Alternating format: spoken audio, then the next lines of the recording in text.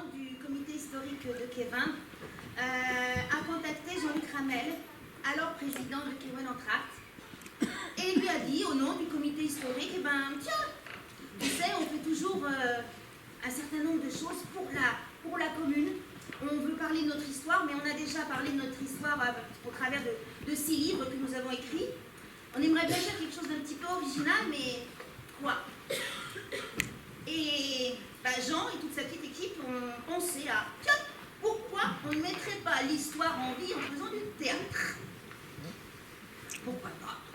Donc Jean-Luc Ramel, alors président, a dit oui, ça serait une très bonne idée. Et un jour, je me suis retrouvée avec Jean-Luc, Gégé, Annie, Josiane Lebars, Jean Le Bihan, dans sa salle à manger. Et Jean Le Bihan nous a présenté ce projet. Alors c'est vrai qu'au départ, nous étions complètement emballés. Et Josiane a dit, d'accord, j'écris la pièce. Bon. Donc là, jusque-là, nous, Kevin Entracte, oui, on a les comédiens, il n'y a pas de problème. Et puis, l'année dernière, mois de mars, Josiane et Jean nous remettent la pièce. Et je lis la pièce. Et j'ouvre la première page. Et là, il y avait plus de 70 personnages. C'est-à-dire 70 noms de Kevenois et de Kevenoises, dont certains sont ici. Et là, j'ai un peu paniqué, parce que je me suis dit, 70, qu'est-ce que je vais faire? Moi, je n'ai pas trouvé 70 comédiens comme ça. Mais bon, le projet était intéressant, ça pouvait permettre à plein d'associations de travailler ensemble, et ça, c'est vraiment ce que nous souhaitons tous faire. Donc on a dit, allez, on y va, pourquoi pas. Et puis, à ce moment-là, Gégé avait déjà plein d'idées dans la tête sur des vidéos, des possibilités d'interviews de nos anciens pour nous raconter ce qui s'était passé, d'interviews de jeunes qui partaient en Allemagne pour faire des échanges franco-allemands. Bon, et donc, ce projet, on s'est dit, pas assez de comédiens, alors qu'est-ce qu'on fait? Donc, on a pris notre courage à deux mains, on a remonté nos manches, et puis on a fait appel à nos familles, nos voisins, nos amis, tous les gens qu'on rencontrait. Et il y en a un certain nombre là derrière qui sont les gens que nous avons rencontrés lors de la balade comté du Binet. Et à la fin de la balade comté, on leur a dit bon, tiens, si vous vouliez venir juste faire un petit peu de figuration, on a besoin de figurants, ce serait bien. Et ils ont répondu présent. Aujourd'hui, ils ont tous un rose, ils ne sont pas seulement figurants. Donc, tout ça pour vous dire que jusqu'à il y a 15 jours, on avait encore la population qui arrivait pour dire « Tiens, moi, je ferais bien partie un petit peu de ce projet. Est-ce que je peux donner un coup de main ?»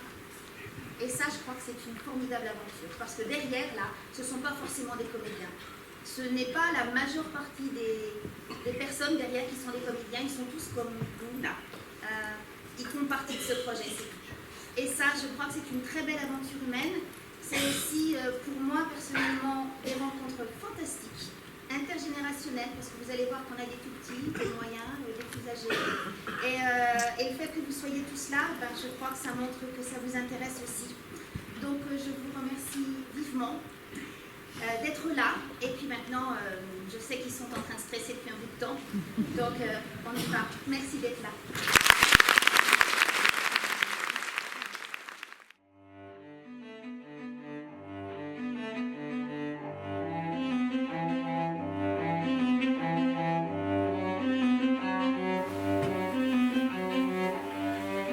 Ma chère femme,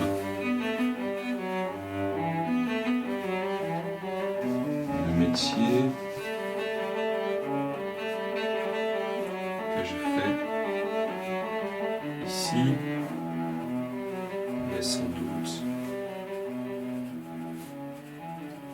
pas tout à fait inutile, mais il est peu de choses.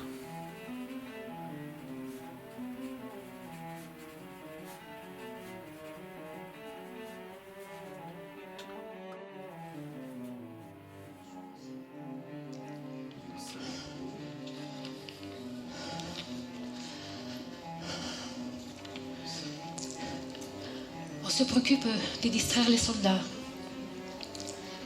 Il est singulier qu'il soit si difficile de se rendre utile. Je ne fais que gratter du papier, bien à l'abri.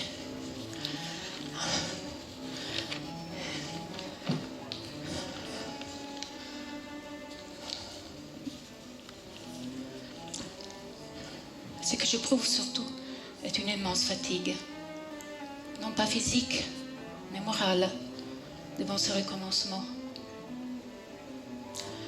Encore attendre les communiqués, encore des nouvelles de mort, encore sans cesse passer de l'angoisse à l'espoir, encore attendre les bêtises que débitent les plus braves gens et les mieux attentionnés. Encore.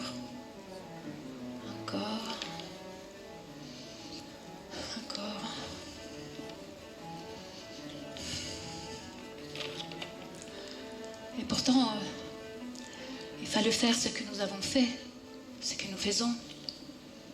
Mais plus gravement, et plus un adulte qu'en 1914, et avec, je crois, un sens plus juste de la valeur humaine.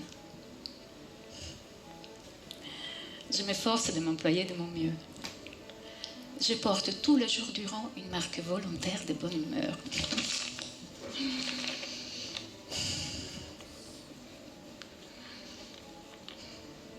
Mais tout cela n'empêche pas que je n'ai plus 20 ans. Ni même, comme en 1914, 28 ans. Et que c'est la deuxième fois.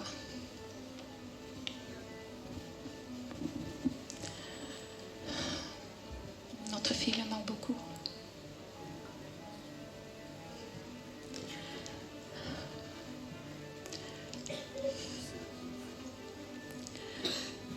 J'ai toujours sur moi votre photographie. Celle de Jeanne.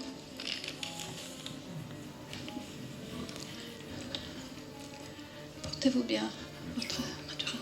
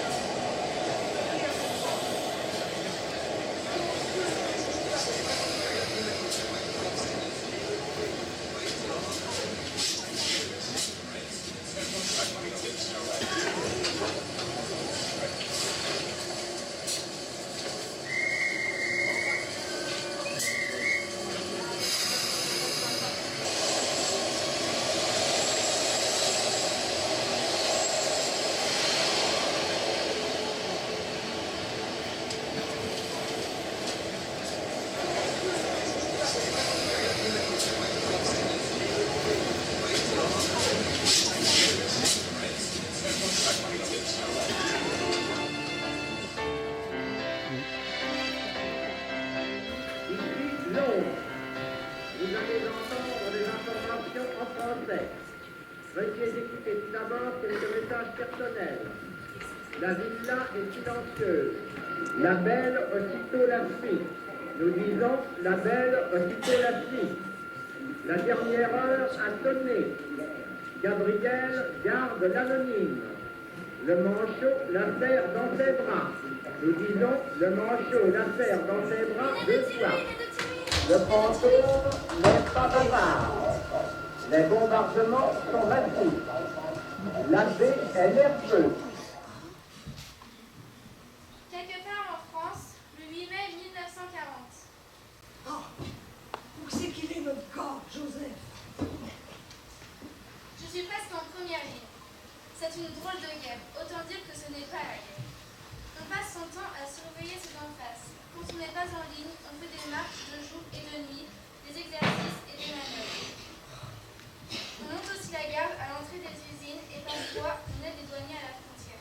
Oh, ben dur c'est pour Louis d'être loin du pays, hein. Déjà 1 an qu'il est parti soldat, notre gars. Ah, pas de bras pour le foin, pour la moisson. Bah, dur pour nous aussi c'est, hein.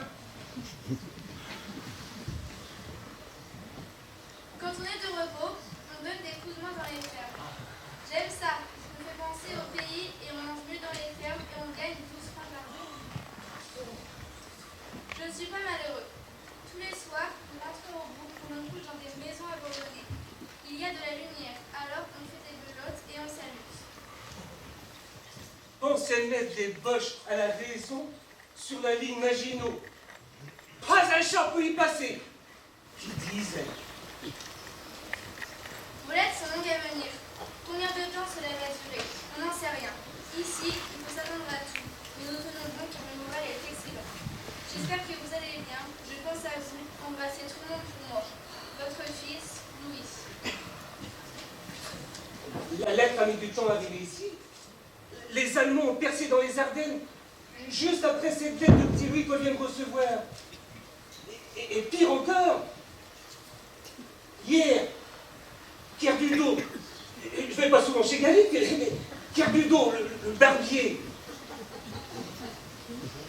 il est arrivé dans le bistrot en criant, tout remué, que les Boches sont en Paris. Si vite ils ont fait. Il y a 20, depuis le 14 juin. Ici, à la télévision nationale de l'État français. Mesdames, Messieurs, Monsieur le maréchal Pétain, président du Conseil des ministres, vous parle. Français, à l'appel de Monsieur le Président de la République, j'assume à partir d'aujourd'hui la direction du gouvernement de la France. Sûr de l'affection de nos... Ces heures douloureuses, je pense aux malheureux réfugiés qui, dans un dénuement extrême, sillonnent nos routes. Je leur exprime ma compassion. C'est le cœur serré que je vous dise aujourd'hui qu'il faut cesser le combat. Je me suis adressé cette nuit à l'adversaire.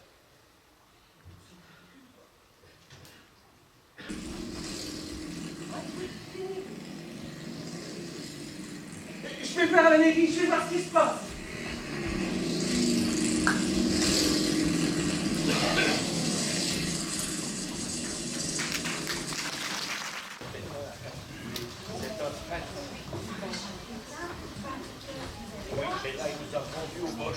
Vous avez été vaincus. Maintenant, c'est nous qui commandons. Où est Monsieur le maire? Je veux voir Monsieur le maire tout de suite. Schnell, c'est un ordre. Monsieur le maire. J'attends, Monsieur le maire. Assez, assez, assez, c'en est assez. Ça fait 35 ans que je sers la République. Et je vais bientôt en avoir 80 le déliou. Vous avez entendu comme moi le discours de Pétain. C'en est trop. Je démissionne. Donc, Monsieur le maire, je l'attends toujours. Alexis Le Déliou. Ah, On dira tout en maire. enfin. Voici les consignes de la Grande Allemagne. Et ceci, ce sont les ordres de réquisition des châteaux, des manoirs et des hôtels. Il faut diffuser tout de suite à la population. Attention, une question. L'instituteur Kerbelek et les socialistes? Il est comme vous, je pense, national-socialiste. Nein! Socialiste, communiste! Hey, Hitler!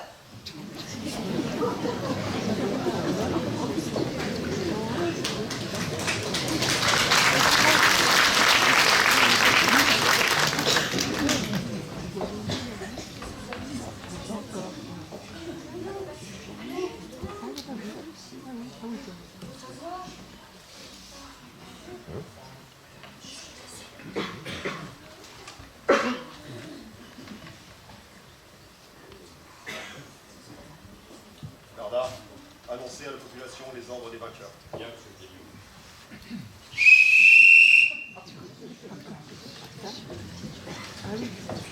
Avis à la population.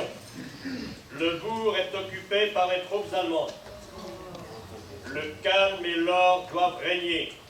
Le travail et la vie économique continuent et ne seront pas troublés. Dès à présent, l'heure allemande est en vigueur. En conséquence, les montres seront avancées d'1 heure. Chacun a le devoir d'éviter les actes irréfléchis. La vente des boissons alcoolisées est interdite jusqu'à nouvel ordre.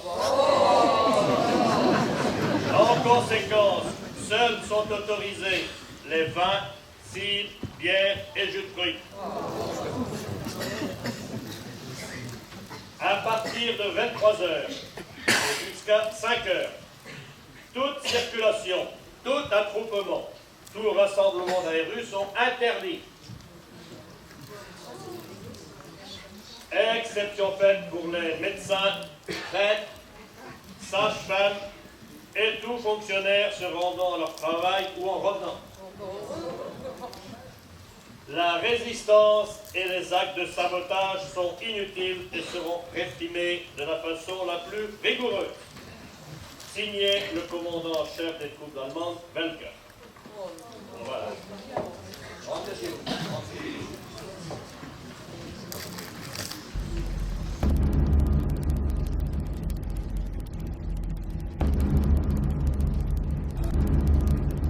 L'occupation de Kévin commençait. Dès le lendemain, les Allemands s'installèrent. Les officiers s'emparèrent des manoirs accompagnés de leur ordonnance. Ainsi furent occupés le manoir de Kerleber par l'état-major de l'organisation Todt, le manoir de rue du Hall et le château de Kérousseau. Les sous-officiers investirent les écoles publiques et privées, ainsi que des salles de restaurant, comme celle des Le Fléchères, le rustique relais. La chapelle Saint-Éloi fut reconvertie en magasin de fourrage.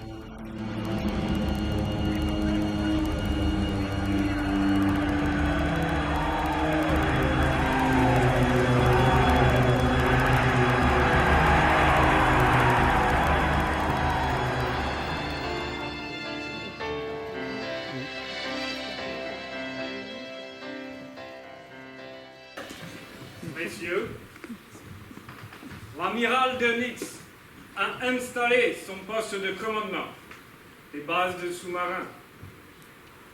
La construction d'un bunker a également commencé à Kéroman. Cependant, il nous faut également un aérodrome pour que la Luftwaffe survole l'océan et puisse indiquer aux U-boats la position des convois ennemis, leur direction, leur vitesse. Que proposez-vous?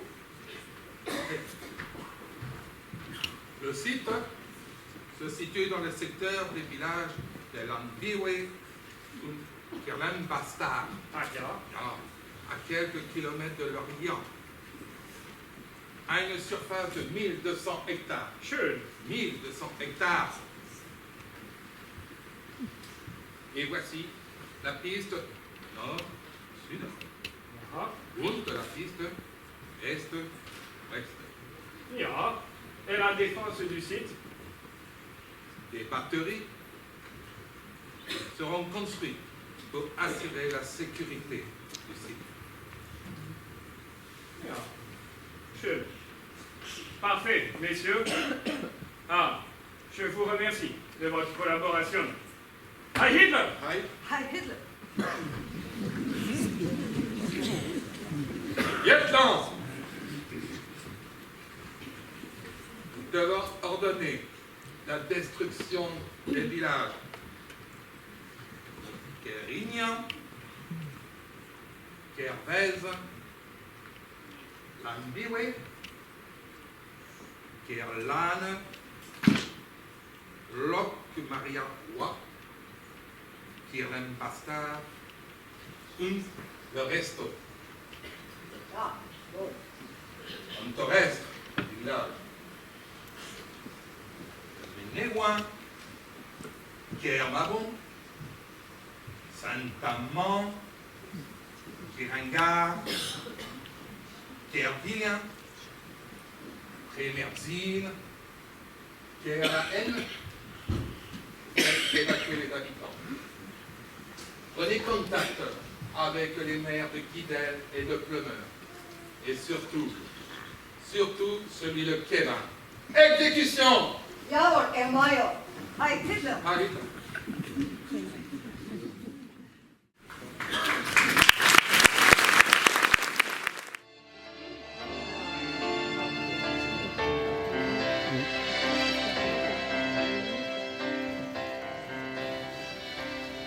Les Alliés bombardent de plus en plus. C'est à cause de la base de Kéronon que les Boches ont construite. Ah, bah sûr que c'est une forteresse, hein. Jacqueline, tu peux aller jouer avec Gaëtan. Joseph, tu sais s'il y a du café chez Carnavon? Non, il n'y a plus de sucre non plus, il n'y a plus rien. Fais plus qu'elle, fais plus qu'elle.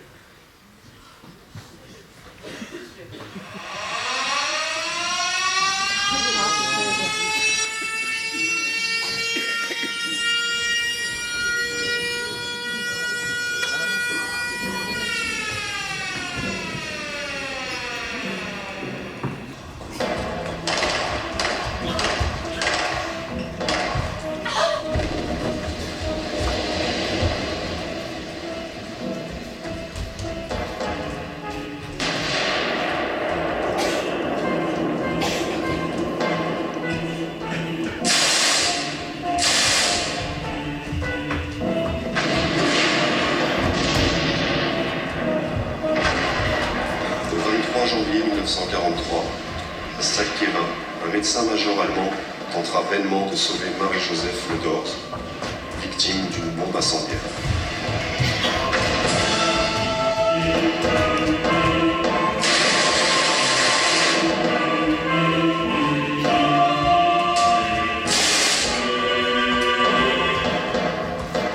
Le 16 février 1943, Gaëtan de Carrier-Valent, qui jouait avec Jacqueline Le Garf, est sauvé ainsi que ses parents grâce au solide abri construit par les Allemands et ouvert aux villageois pendant les alertes aériennes.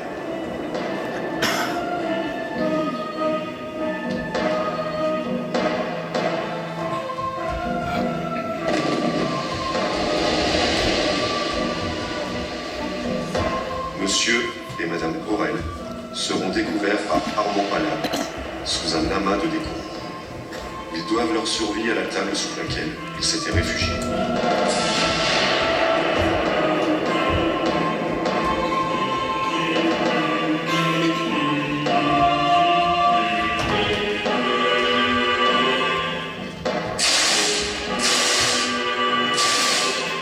Une bombe de forte puissance, tombée près du puits, aura eu raison de Jacqueline Le Garf, qui allait fêter ses 5 ans. Elle décédera le 7 mars 1943.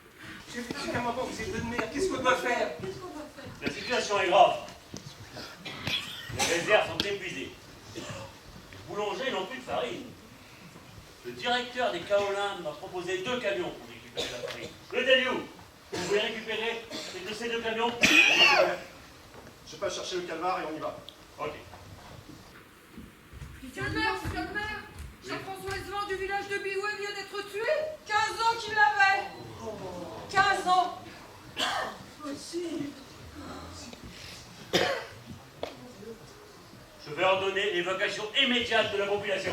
Et certainement pas. Qui va nourrir nos vaches? Les Américains sont là!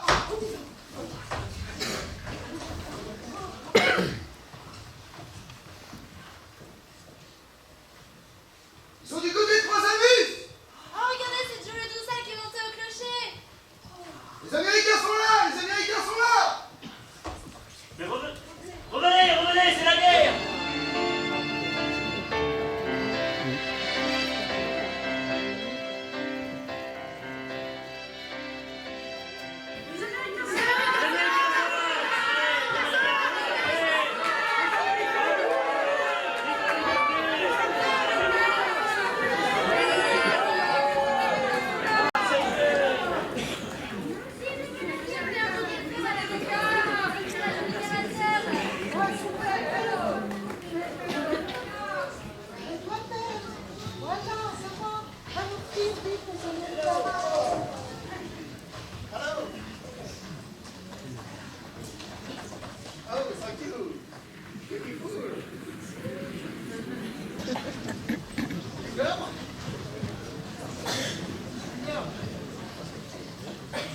Comment ça se mange?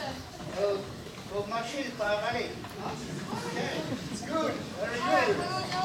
oui, mais c'est américain. Tout de suite, les gars! Oh, thank you.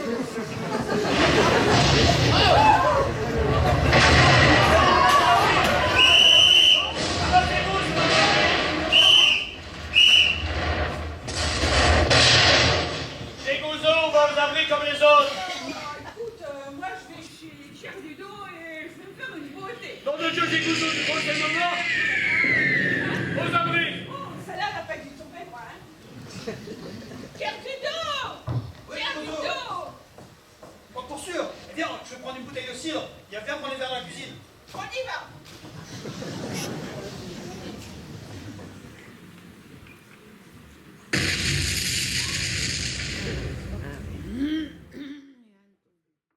Mon Dieu, c'est Gouzeau.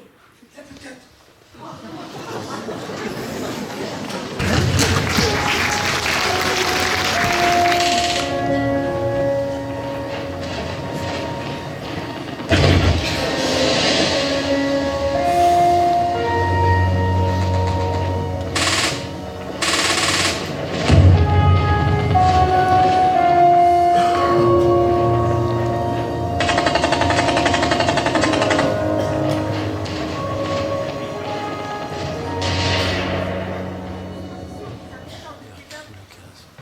Merci beaucoup, monsieur, madame. Soradine, mademoiselle Ledel, pourriez-vous m'assister? Nous allons donner les soins indispensables aux blessés ici. Bien sûr, Génatrice. Vous pouvez compter sur nous. J'ai récupéré de nombreux pansements et aussi des flacons de désinfectant. Très bien.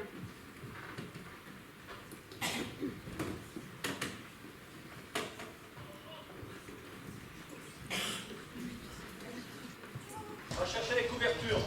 Tenez, Marcel. Joseph! Alors, Wilson. Joseph! Allez avec moi chercher les blessés et faites savoir à la population qu'on installe un service hospitalier ici. Je peux vous aider? Oui, merci beaucoup. Du matériel pour le Très bien. secours. Par contre, il faudrait, avec tous ces bombardements, déployer le drapeau de la Croix-Rouge sur la toiture de l'Anglerie. Vous Ok. pouvez y aller? Je vais donner un minute de plus. Il nous faut des paillasses et des couvertures. Des couvertures aussi. Un docteur, vite! Que se passe-t-il? Madame Malbru va accoucher. Le travail a commencé. Un agent l'a insulté et il nous a dit de venir ici. La torture, ça explose de partout, torture.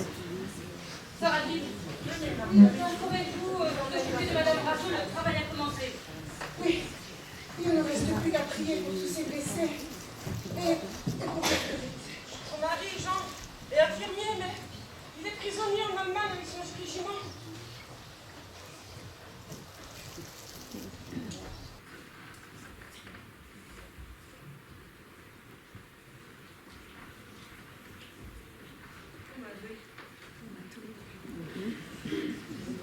Qu'y a-t-il, Paquero?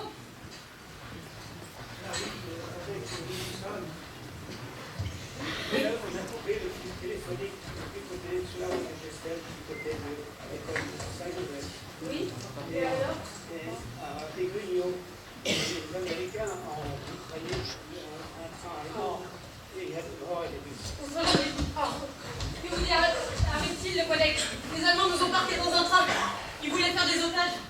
Mais heureusement, le train a explosé. Le FFI et le FTP ont attaqué dans la nuit du 34 août la garnison. Les Boches ont fait pas mal d'affotage. Ils sont enfermés dans des wagons à bestiaux et à Quimperlé, et puis le train est parti à Lorient. On était presque arrivés à Lorient quand soudain la mitraillade a éclaté. Ça tirait de partout. Quand soudain, une grêle de balles a atteint le wagon. Je dis pas que le wagon se met à brûler. Il y avait la fumée qui montait, on étouffait. Heureusement, il y avait la trappe. Les Allemands n'avaient pas condamné à Quimperlé. C'est horrible, tout le monde criait. Alors avec René, nous, on s'est faufilé par le vasistas, on a arraché les barbelés, puis on a sauté sur le ballast. Et nous, on a rampé jusqu'à la porte et on a réussi à l'ouvrir. La fumée empêchait les attaquants de nous voir. Tout le monde fuyait dans la nature. Mais les Allemands, ils sont descendus sur la voie aussi. Ils ont riposté par-dessous le train. On était pris entre deux feux, c'était... Il y avait même Marguerite Cogan, là, celle qui était enceinte, et elle est morte. Sur le talus. Avec René, on s'est caché dans les fougères. Il y avait des corps qui tombaient partout autour de nous. Et quand on a vu les soldats alliés, on est sortis, mais j'ai reçu un coup de crosse. Il y a un soldat américain qui nous a pris en joue avec d'autres otages. On leur a parlé, heureusement, ils ont fini par comprendre qu'on était français.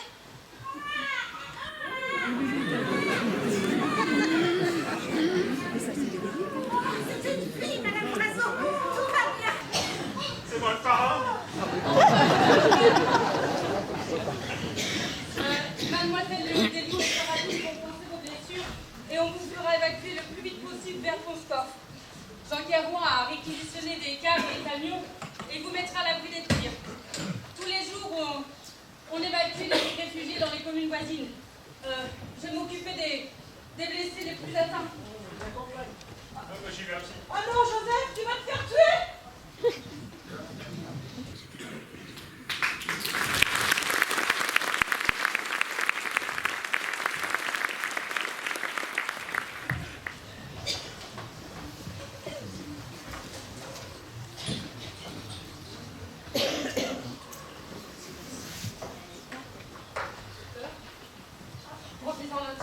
Comment allez-vous? Bien, merci. Je vous apporte des bandages et dans de vieux draps. Merci beaucoup, ça pourra toujours vous servir. Mademoiselle de Déliou.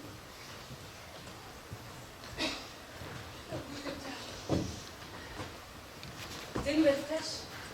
Il va falloir faire attention. Les Allemands sont de plus en plus à l'affût.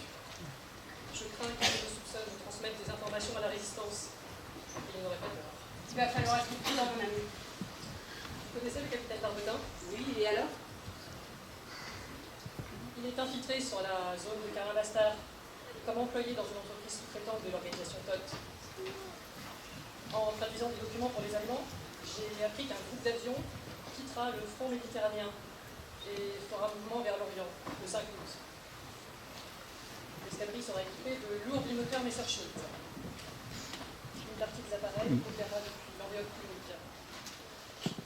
Je dois alerter Barbetin en premier, prévienne la résistance bambiyanaise qui se chargera de contacter mon frère. Oui, faites bien attention, mon ami. Quant à moi, là, j'ai surpris des garnements en train de jouer avec des mitraillettes. Ils sont inconscients, j'ai récupéré les armes, il va falloir vraiment que nous les cachions. Bonjour, mes enfants. Comme je n'ai pas pu dire la messe dimanche, j'installe ici. Et nous allons prier tous ensemble. Priez sur la vie. Et toi aussi, mon cher François, pour faire la liste.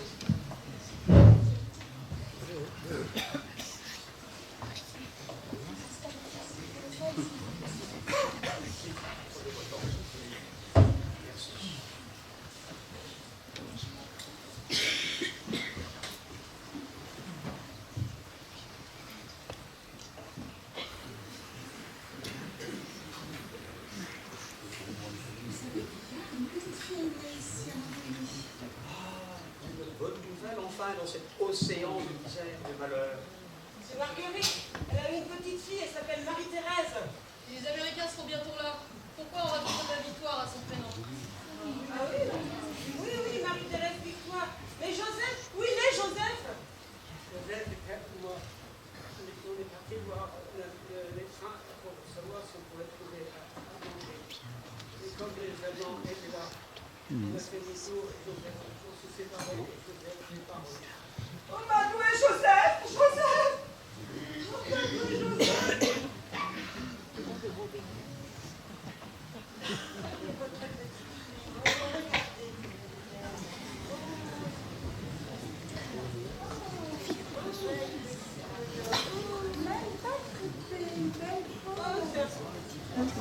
C'est un beau bébé. Je pense qu'elle peut au moins 4 livres. 4 livres. Pas lourd.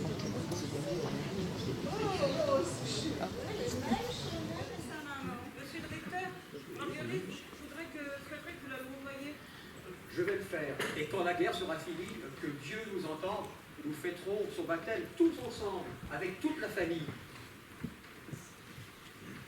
Alors, Marie-Thérèse Victoire, je te baptise au nom du Père, du Fils et du Saint-Esprit. À Marie-Thérèse Victoire! Joseph vient de se taper de Croix-Amus où il était prisonnier! Ah, Joseph!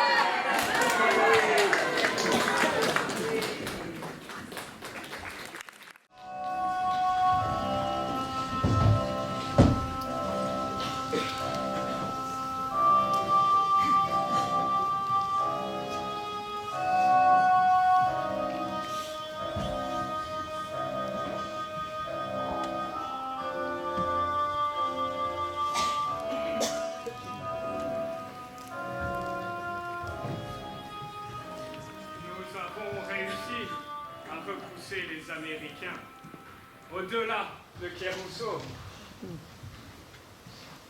Ah, Robert, mais nous avons retrouvé le corps de 2 officiers, dont un à l'école Jean Jaurès. Scheiße! Le général va être furieux! Kevin est un nid de terroristes! Il me faut des représailles, Memple! Oh non!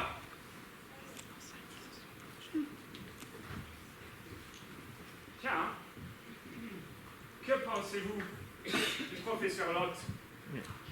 Bien, professeur Locke. Ya! Il est toujours à la mairie à nous écouter. Rien. Il connaît très bien notre langue. Ya, il traduit nos documents. Oui, je suis sûr qu'il transmet des informations à ces terroristes. C'est un espion. Eh, le docteur Jenny. Ya. Ah. Il soigne les cultivateurs dans les villages. Et les quelques habitants restés dans le bourg. Pourquoi n'est-il pas parti avec les autres notables du bourg? Est-ce seulement pour soigner qu'il reste dans ce nid de terroristes, Memple? Scheiße, vous avez raison. Ces hommes sont Il me faut des coupables. Et rapidement. Sinon, le général... Memple, frappez fort et nettoyez ce bourg. J'ai compris. Heil Hitler! Heil Hitler.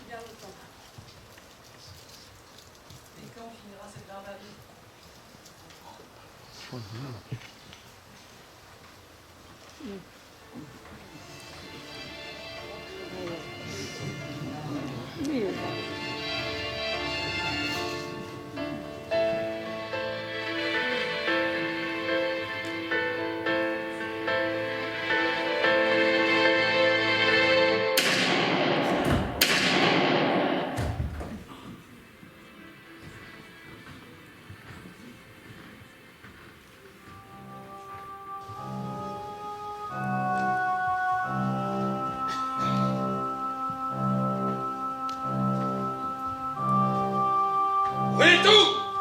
Brûlez tout! Que ces rats de terroristes sortent de leur trou! Brûlez tout! Brûlez tout!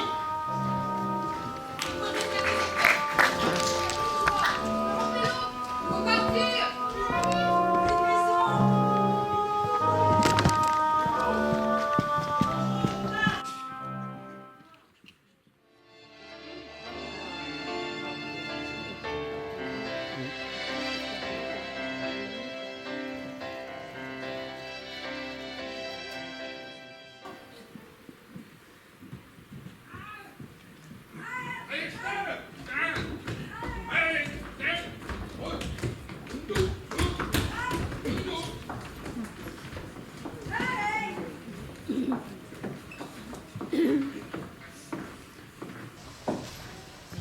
Mauvais soldats allemands, tués là-bas. Qui a tué lui? Qui est le terroriste? Vous jetez tout le monde! Faut pas vouloir parler? Moi je prends otage. Quoi ton nom? Champouri.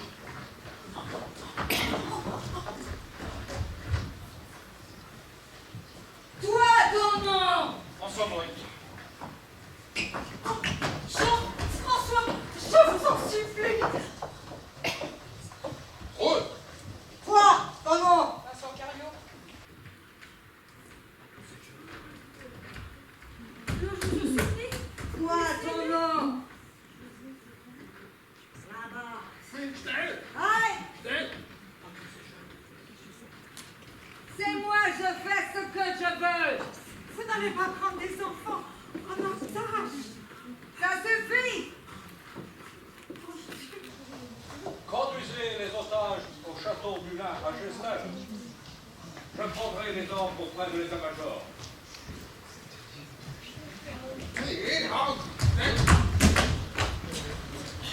Avancez. Là.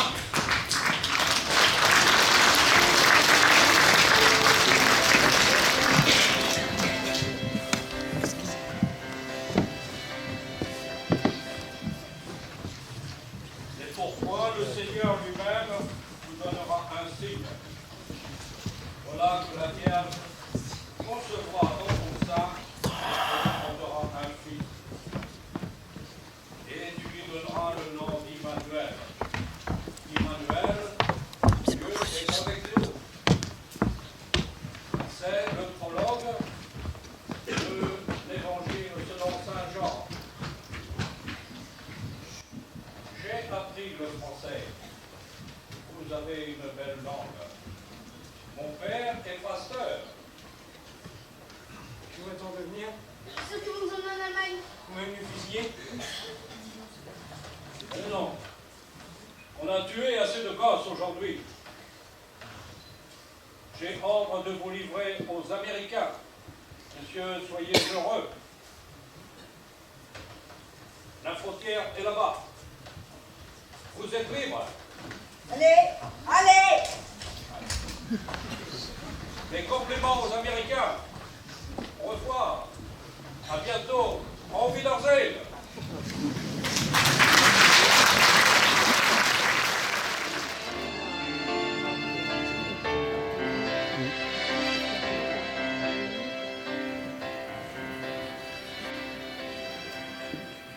Les Allemands veulent protéger leur forteresse de Clermont à tout prix et interdisent désormais toute sortie d'habitants.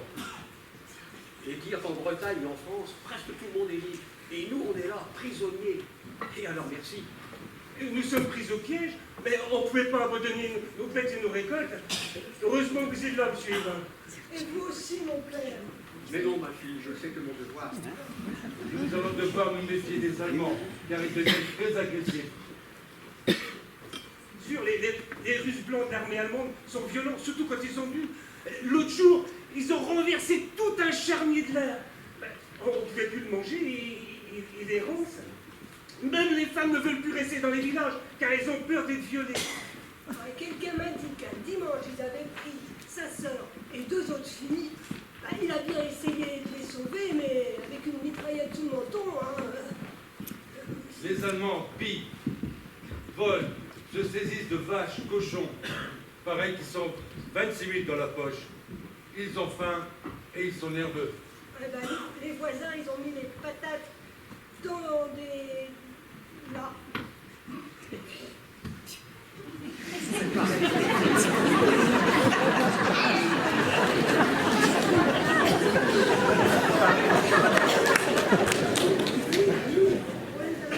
Dans la cour, on a fait plein de patates.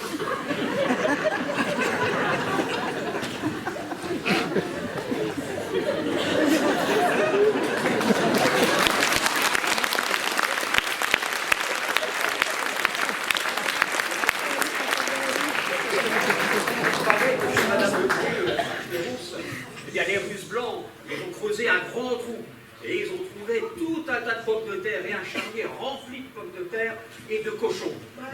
Et ils ont tout pris. Sûr qu'ils ont faim, hein. Il y en a même qui tuent les chats et les chiens et les font bouillir avec des choux à vache. C'est Robert Thierry qui m'a dit. Et l'autre jour, j'ai coupé un fil qui traversait mon champ. Et je savais pas, moi, c'était un fil téléphonique qui reliait les pièces d'artillerie au poste de commandement. Les Allemands sont arrivés furieux. Ils m'ont menacé avec leurs fusils.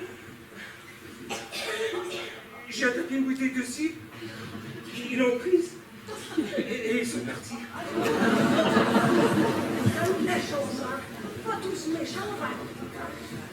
Nous allons nous organiser pour le ravitaillement. À Guidel, le vendredi, ils abattent le bétail pour les pochards que nous sommes. Le samedi, on le distribuera à Kerdual, 100 grammes par personne et par semaine. Il faut venir à la chapelle de Saint-Nicodème le dimanche. Lors de la messe, il n'y a pas de canonnade. Et en plus, on diffuse les informations de l'extérieur de la poche. Écoutez, écoutez. Qu'est-ce qu'il y a, Cario? La guerre est finie. La guerre est finie.